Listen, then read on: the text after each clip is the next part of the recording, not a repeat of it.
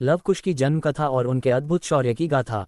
रामराज्य में सब कुछ उज्ज्वल था, पर एक दिन अयोध्या में एक धोबी ने सीता माता पर अनावश्यक आरोप लगाए कि राजा की रानी वनवास में अकेली रही, क्या वह पवित्र है? जनता के मन में शंका न हो, राम ने धर्म को राज्य से ऊपर रखा।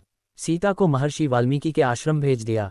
वन में महर्षि वाल्मीकि ने सीता माता को अपनी पुत्री समान आश्रय दिया। वहीं सीता ने लव और कुश को जन्म दिया, जो सूर्य और चंद्रमा की तरह तेजस्वी थे। वाल्मीकि ने ही उन्हें वेद वेदांग, धनुर्विद्या और रामायण की कथा सुनाई। लव और कुश धीरे धीरे बड़े हुए। बालक होते हुए भी वे घोड़ों को साध लेते, वन के हिंसक पशुओं से भी खेलते। वाल्मीकि ने उन्हें रामकथा के श्लोक कंठस्थ कराए, संगीत, युद्धकला और मर्यादा सिखाए। एक दिन राम ने अश्वमेध यज्ञ करने का निर्णय लिया। राज्य में धर्म स्थापनार्थ यज्ञ का अश्व छोड़ा गया। जो जहां जाता वहां के राजाओं को अधीनता स्वीकार करनी होती।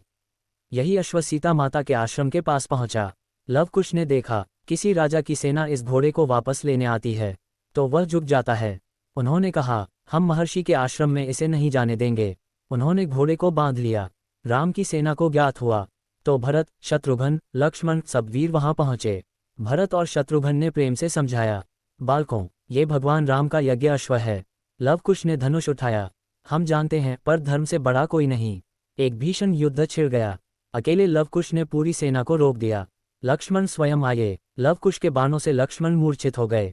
हनुमान भी वहां पहुंचे, पर लव कुश ने ब्रह्मास्त्र से हनुमान को बांध दिया। अब सबको ज्ञात हुआ, ये साधारण बालक नहीं है। राम को ये समाचार मिला। वह स्वयं सेना लेकर पहुंचे। उन्होंने जैसे ही लव कुश को देखा, उनकी आंखें सजल हो गईं। वाल्मीकि ऋषि ने प्रकट होकर सबको बताया, प्रभु, ये आपके ही पुत्र हैं, सीता माता ने इन्हें जन्म दिया है। योजक चिन्ह। राम ने सीता को राज्य में लौटने के लिए कहा, पर सीता माँ ने धरती से प्रार्थना की, यदि मैं सदा पवित्र रही हूं तो हे धरती माँ, मुझे अपनी गोद में संभालो। धरती माता ने फटकर सीता को अपने में संभाल लिया।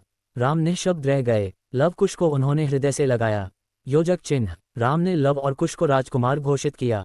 लव को श्रावस्ती का राजा बनाया, कुश को कुशावती का। सभी ऋषि मुनियों और देवताओं ने आशीर्वाद दिया। रामराज्य फिर नई पीढ़ी को सौंप दिया गया।